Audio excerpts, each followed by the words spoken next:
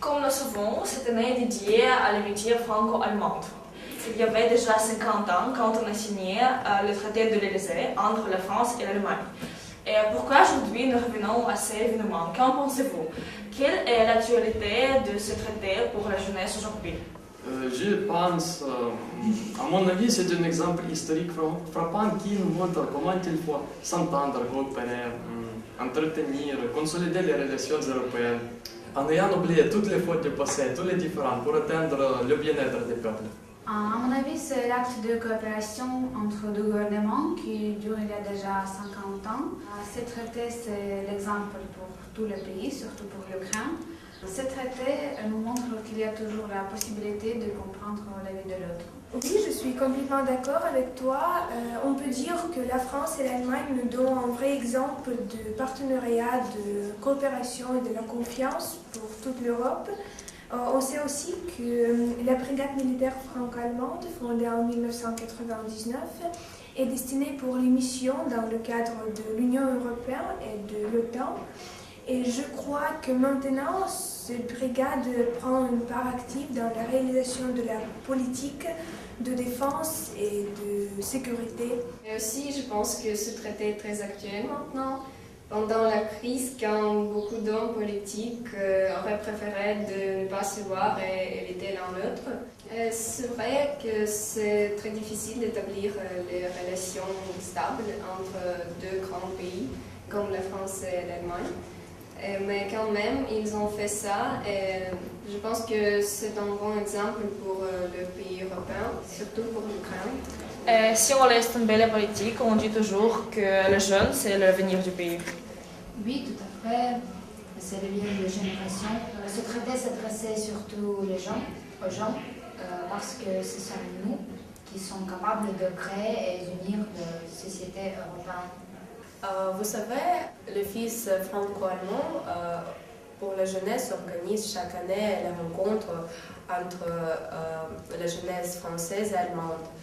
Et moi, je crois que la jeunesse est un partenaire égal dans les relations bilatérales, aussi bien que le gouvernement français et allemand.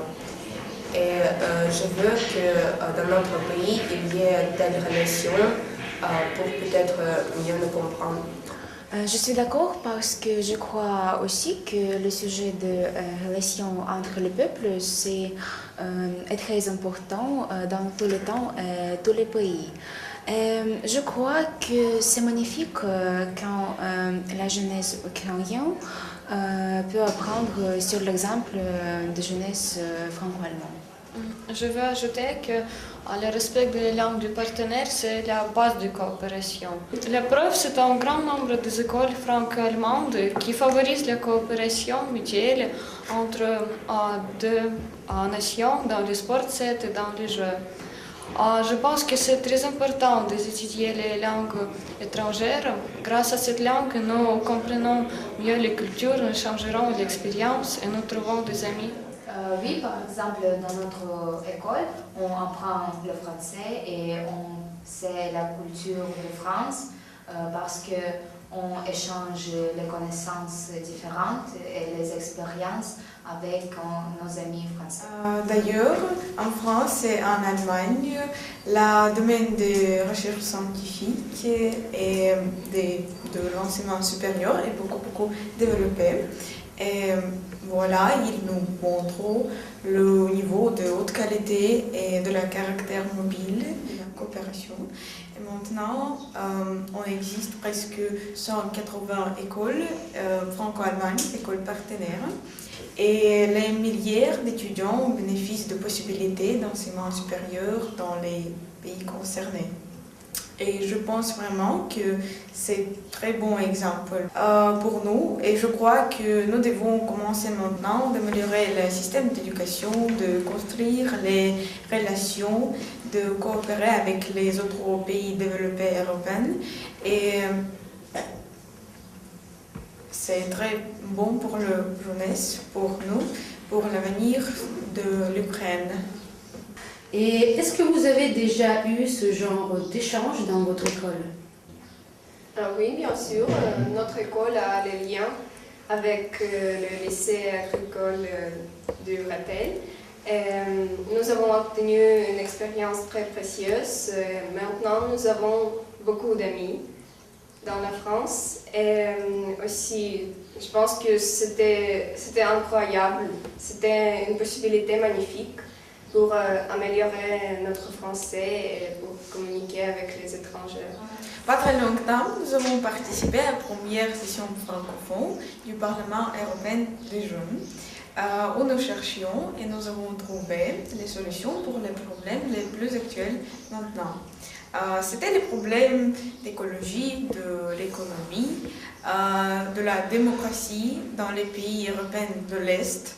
C'était les problèmes comme les problèmes de l'écologie, de l'économie, de la démocratie en pays européens de l'Est. Et nous pensons que c'était l'un des premiers pas, peut-être d'Ukraine, pour atteindre le niveau civilisé et vraiment européen. Et comme ça, nous montrons que nous voulons développer, nous voulons intégrer. Et moi aussi, je veux que l'Ukraine devienne l'État vraiment européen. En plus, cela témoigne que l'on peut créer les médias qui sont capables de stimuler ou améliorer l'entente et le rapprochement du peuple. À mon avis, la fondation de la chaîne télévisée Arte, c'était le premier pas vers la création de la télévision transnationale. Toutes les émissions sont transmises en français et en allemand, et à mon avis, ont la dimension internationale. Les mass médias sont une source d'information importante. À mon avis, ils aident les deux nations, françaises et allemandes, de faire connaître l'un l'autre. Alors, quelles conclusions nous pouvons faire? Moi, je suppose que le traité de l'Élysée en 1963 a accéléré les jumelages franco-allemands et plus généralement les villes européennes. L'Allemagne et la France contribuent à la construction d'un réseau d'établissements d'enseignement supérieur. En particulier, c'est la création du double cursus en droit français et allemand, réunissant deux universités, la Défense France, Potsdam, Allemagne. Ainsi, à mon avis, c'est une expérience digne d'être suivie. Donc, on peut dire que malgré les années passées, le traité de l'Élysée reste toujours actuel, oui. Oui, tout à fait.